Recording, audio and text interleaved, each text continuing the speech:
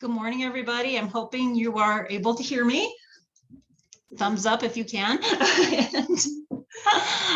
Anyway, I'm Ann, and I am here for demo day again. I'm excited to be here today to talk about Orphan blocks. I do a lot of quilting, and I had the request to come up with something for today, and I thought, well, I have a lot of Orphan blocks, and we're talking about start to finish, and so that's what I'm going to talk to you a little bit about today. I will have some links available to some of the products that I'm going to talk about here in the store, and that will be available in the chat. And anyway, I think I'm going to get started. Hopefully I'm not forgetting anything, Paula. I really just wanted to kind of talk, first of all, what an orphan block is. So anybody who is out there who isn't a quilter, you may not know what I'm talking about, but a lot of us who do quilting have a pretty good idea. I can tell you how my orphan block collection began. It started actually because when I would be kind of learning different skills, I would take some things that would help me. I would find a block I liked, and I would take that and learn how to do that, and just make one block. And then it would be all by itself. It didn't go with anything, didn't know what to do with it. So it went into the drawer. And so I started getting a collection. And so just a kind of idea of what my orphan blocks have looked like. I'm going to have Paula go ahead and spotlight this for me. So this is one of my orphan blocks. And what I did this for was I had gotten, oh my gosh, how did I get to this one? I think I was getting emails about free patterns, and I saw this as part of a mini quilt. And I'm like, ooh, this looks like fun. I can practice my half square triangles. I can practice making really small blocks. And I just wanted to try it. I wanted to see if I could do this. And so this is what I did. I found scraps in my bins of fabric, and I made this, and I'm like, ooh, this didn't turn out too bad, but I don't know that if I want to make another one. And so it went into the drawer because I didn't really want to make the whole mini quilt, but I was kind of pleased with how it turned out. So it went into my drawer. So that's one of my orphan blocks. So this is another orphan block that I made. So it's a paper pieced one. And basically I did this one because I was making a quilt for basically a mini quilt for the shop. It was part of our Wish You Were Here, our postcard quilt contest. And so I was putting some things together, and I was trying to figure out what I wanted to do. And I put this together, and I decided it wasn't quite what I wanted, but I liked it anyway. And so I kept it. I don't know what I'm going to do with it yet, but it is an orphan quilt block. So it helped me practice my paper piecing and just doing some tiny piecing here. So we, as quilters, we all have the opportunity to make these little blocks, big blocks, and try and figure out what we want to do with them, or just let them sit in the drawer. But I wanted to talk about one of my best finds with orphan blocks, because an orphan block can be something that we did not make ourselves. It could be something that somebody else made. And what I found a few years ago, after my mother-in-law passed away and we were going through her things, is I found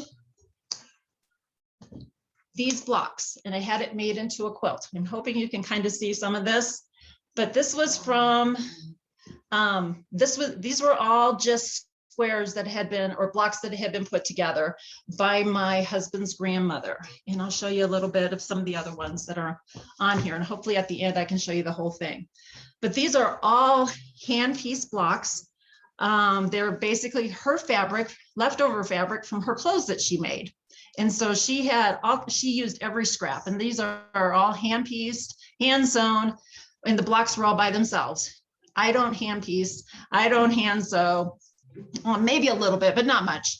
And so I found a friend when I was in St. Louis who was able to take all of these blocks, put them together, and she machine pieced things together for me. She didn't hand piece it all together, and I didn't care. I just wanted it to be a quilt. I wanted to be able to show the world what this wonderful woman made. And so when you are going through maybe mother, grandmother, estate sales, you may find orphan blocks that are really beautiful, and think about what you could be doing with those and putting them together. And so I wanted to mention this as another form of orphan blocks that are out there, is that people make a lot of blocks. They don't get everything done. They don't have time to get it done. Things happen, life happens. And you may find a beautiful find in your own family history, or at somebody's beautiful estate sale. So those are orphan blocks. And so keeping in mind that you can do something with those. So the other thing that came up with me when I was thinking about this is, why do I want to do anything about talking about orphan blocks and what we can do with them? I can tell you that my quilting history, I have had this wonderful ideas that I could do something really cool, but it scared me. And so I saw this pattern. This is a beautiful pattern. It's called the Knitted Star, and it looked really, really complicated. I was concerned I would not be able to cut and piece well enough to do this. And so with this pattern, she actually had a wall hanging that you could make one of the blocks. And so this is kind of an orphan block theme. I wanted to share with you what I did and what you can do with orphan blocks as well. And so I made the whole block. And so it's kind of hard to see on this, but it makes the whole block, one block from the quilt. And let me kind of show you as we go through this a little bit. But it does the whole, and what I learned from this is I could piece it. It was a lot of narrow strips that you had to get accurate on. Some of it's better than others. But the other thing I learned from doing this, and what you can keep in mind, is when you're making, when you have orphan blocks, you can use these for skill building. I use this for skill building with quilting on my own domestic machine. So I did grid quilting and was able to figure out how to make that work, at least going through a smaller piece. Now, doing this on a throw, I'm not sure I could do, but this at least gave me some opportunity to practice my quilting skills. And as you can see, I have some of the diagonals going both ways. It made beautiful grid quilting on this. And so it was a great skill building. And the other thing I learned about this one is I learned how to put a sleeve on the back. So it's something else. This way I can hang it up. And so you'll be able, you know, so I can put it up at Christmas time. I could pretty much put this up all winter long if I wanted to. And so, but learning how to put in a sleeve so you can hang something up that you made was another skill that I learned by making an orphan block.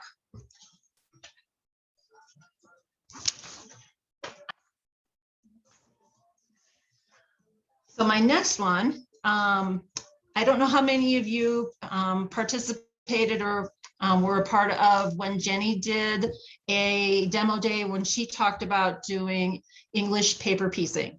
And so I got inspired. I decided I'd buy some fabric, right? Actually, this is fabric scraps that I had, but I bought the template and I bought the papers to do some English paper piecing. And so this was a practice that I did, and I really enjoyed it, but you can see all of my little threads in there, and I can continue to get better at that. So I thought, okay, I can make something with this. This was again sitting in my drawer of orphan blocks, and I'm like, what can I do with this to get it out to show that there's function to this block?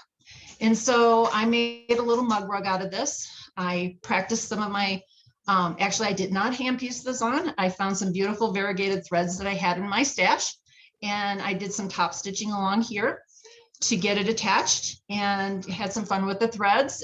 And then basically got that on, squared it up on the back, sewed it together, turned it inside out so it's all together, and then did some top stitching along here. So just a quick, easy little mug rug project. So if you have a little piece that you're not quite sure what you want to do with, if you've been practicing some of your skills and you can put something together, these make great little projects for you to have. If you're sitting at your sewing table and you need a mug rug to keep your glass of water or something on, you've got something to kind of protect your surfaces, and it's just kind of fun. You can do a lot with just one little block. And I guess that's something I could do with those other little blocks I showed you earlier. One of my other inspirations that I see and do If anybody is familiar with the Moda fabrics, they have regular quilt alongs, sew alongs, and in 2020, they had Moda Blockheads 3, and they had a different block every week for a year. And you can make the blocks different sizes. And I think they were anywhere from 6, 8, and 12. So it was the same block, but they gave directions for making each different sizes. So if you're looking for fun, free stuff, if you go to the Moda website, you're going to find a lot of different projects and things that they've done over the years, and lots of free blocks, and you can practice a lot of your skills. So one of the things I did with that is the very first block I made that they had out, I tried to make, it was a disaster. And that one actually went in the garbage. And so I'm sorry, sometimes you just don't want to keep it. But some other blocks came along, and one of them that I found was, this is a paper. I actually used our freezer paper that we carry here in the store to do freezer paper piecing, paper piecing. And so it says love. I used some scraps of fabric that I had at home. And oh, there we go. I turned it off so it wouldn't do that.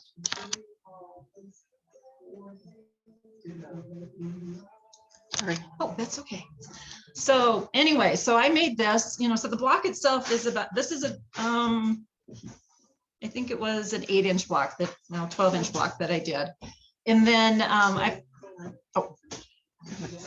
It's sideways now. There we go. All right, not sideways anymore.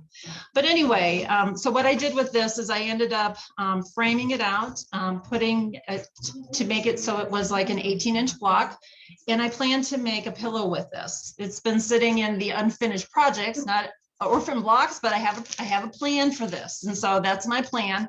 And I think some of the blocks that we have and what we make, and if you're making a 12-inch block, and use a practice block, it's something that you can use and do something really beautiful for in your home. So I have this in my backing all ready to go, and my zipper all bought and ready to go. I just need to put the zipper on and finish sewing this up, and it will be a pillow for my house.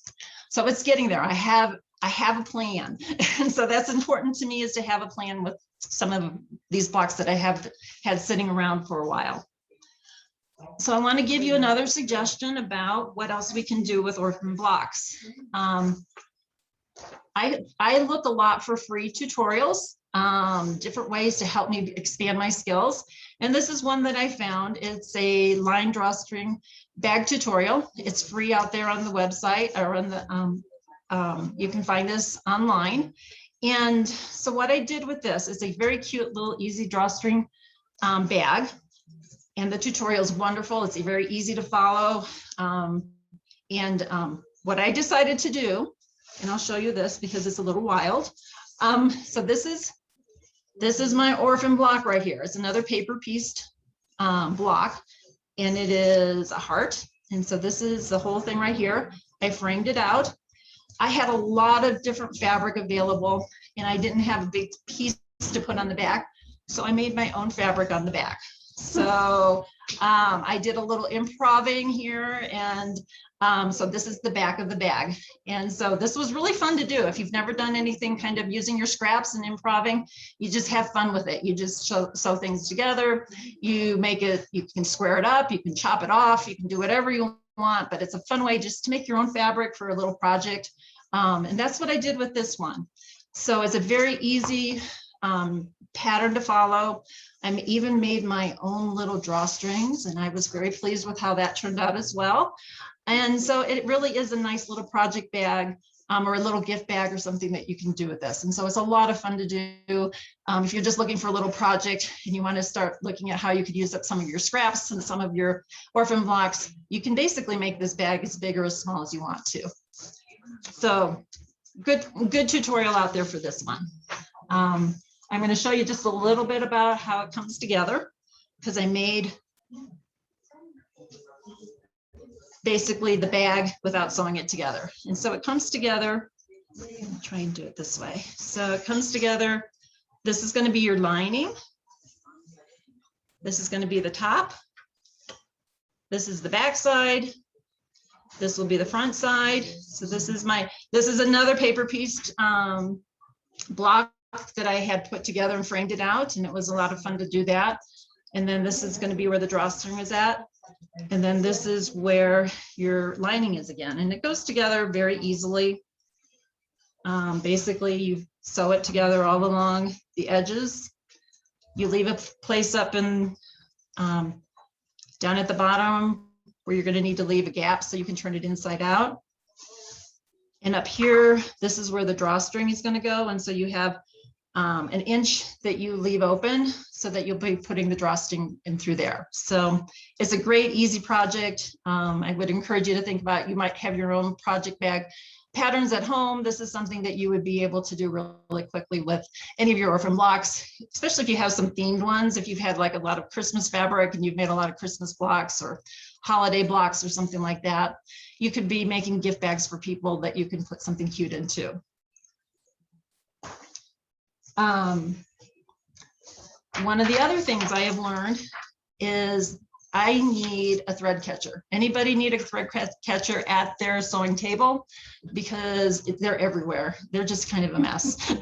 Anyway, so this is another free tutorial that I found that I really adjusted to fit within using my orphan blocks, because this talks about doing quilting as you go.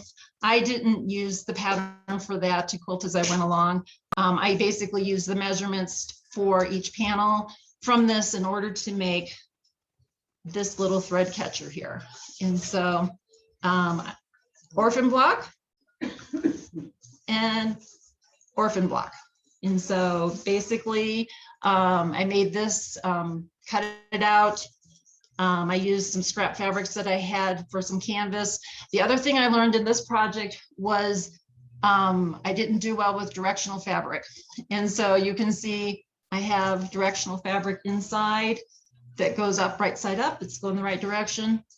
And then this side is not so good. And so, but this was a learning experience. And that's what I think that's what orphan blocks are all about. And when you're making projects with them is learning, expanding your skills and not being too caught up about being perfect.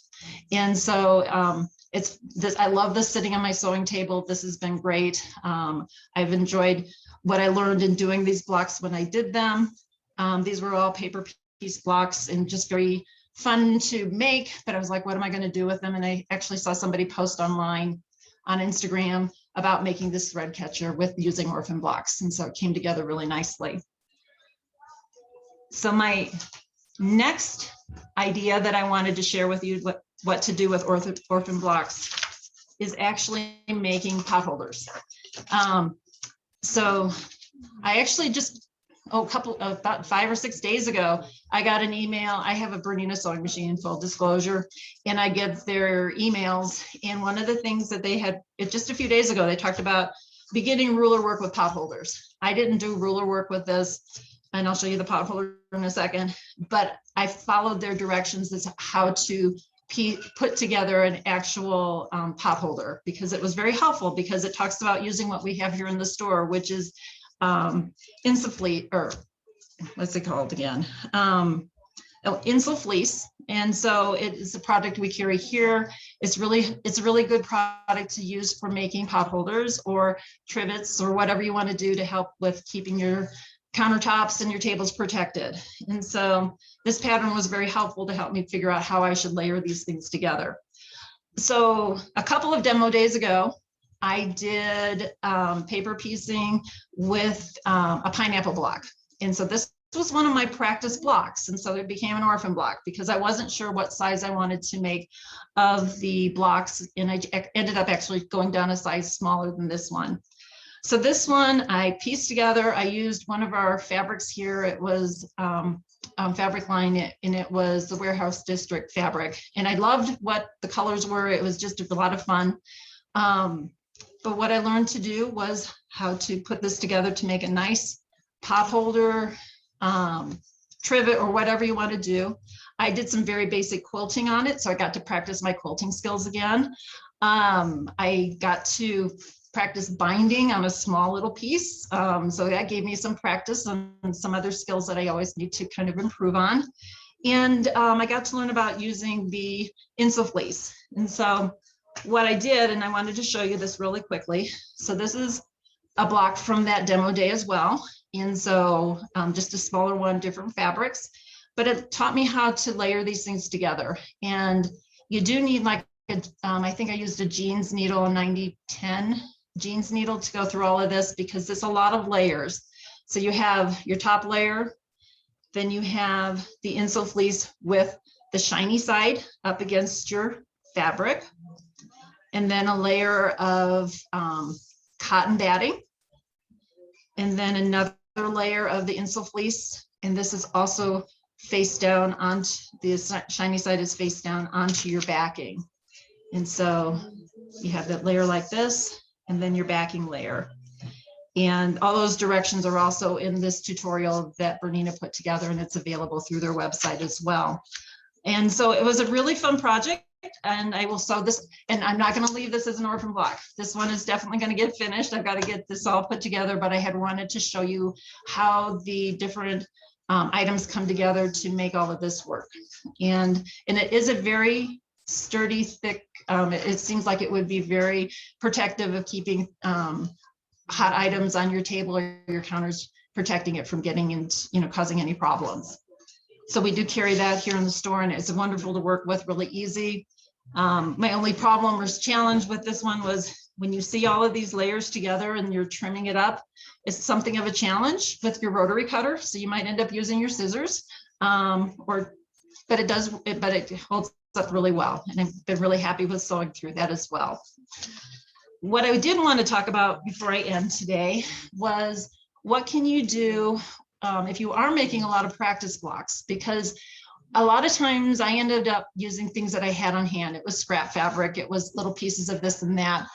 And so I wanted to let you all know that this is something that to think about is, have you ever thought about buying a yardage in something like Kona? We have a beautiful Kona products here, and where you could make any of your practice blocks out of the same fabric. And then eventually you are going to have enough of these orphan blocks that you could make your own quilt. And so if you have an idea of colors that you like and coming in and looking at different fabrics, and you could buy some yardage of that just to have in your stash, because we all have stashes of fabric, is that we can have that all together there. But that's the fabric you choose to make your practice blocks, or to make something that you're not certain you're going to be able to complete, or you're going to challenge your skills, to use the fabric that you can hold onto those blocks and eventually make a quilt out of that and sew it all together. And I think it makes some amazing scrappy kinds of quilts and with different blocks that you can be very proud of, and you've made a great, beautiful quilt for your house, for yourself, for friends, whatever. So that kind of gets to the end of my presentation about from start to finish. We start things, we don't always finish things. So how can we get to the end and finish what we want to do and make something? You put a lot of work into just even one block. You make beautiful work. And how can we get that out there so that even if it was just one block, you did a lot of work to learn something from that. And sometimes now they don't turn out so well and you don't want to do anything with it, and it goes into the scrap bin or in the garbage can or that. But anyway, but most of the time we do a really good job, and we learn a lot from these one-off blocks. And so please know that there's ways that we can make them into items that have use and value, and people will appreciate getting as gifts, or that you could have in your home to make that just an added remembrance of what you've put together. So I think that was kind of where I wanted to stop. I don't know if Paula can show. I would love to show the whole quilt that my friend put together of my husband's grandmother, and we can certainly try and put this all together for you, show you it, because it is really a beautiful quilt. Okay.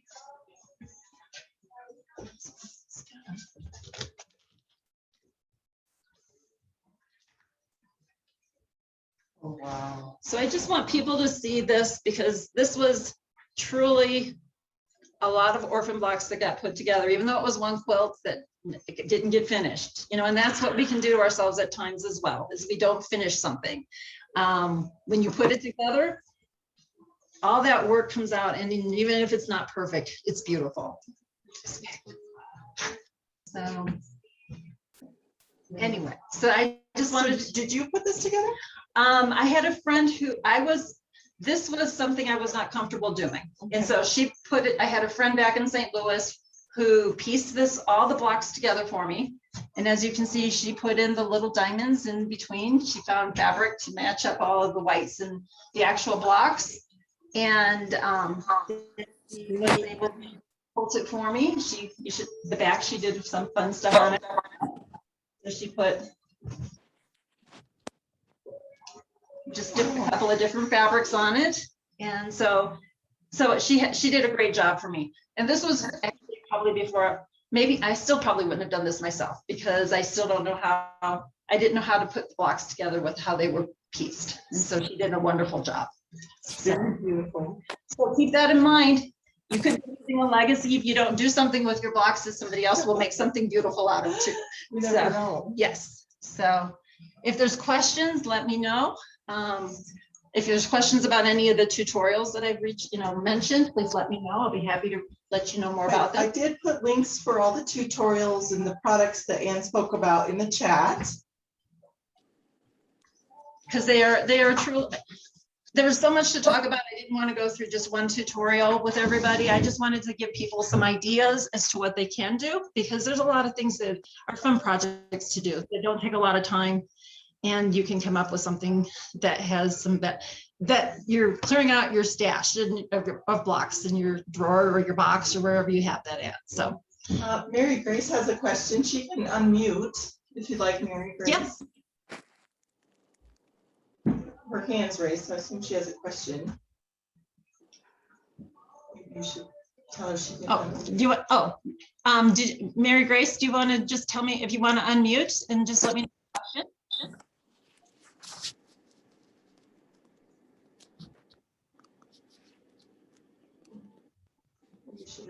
Okay. If there are any questions, if you think of anything as the day goes on, just let us know or let me know or send an email to the shop or while we're still around, let us know so I can try and answer your questions. So we have lots of fun stuff going on today. So I think our next one is Bobby at 11:30, and that's with Bobby. Is that correct? Yeah. Okay, and Bobby is going to be demonstrating some techniques for finishing up some knitting projects. And I think that includes the Kitchener stitch and tubular bind off. and tubular bind off. So come, join us in about, 15 minutes, and she will be able to give you lots of information on this tutorial for both of those techniques. So looking forward to having and learning from her next. Thank you so much.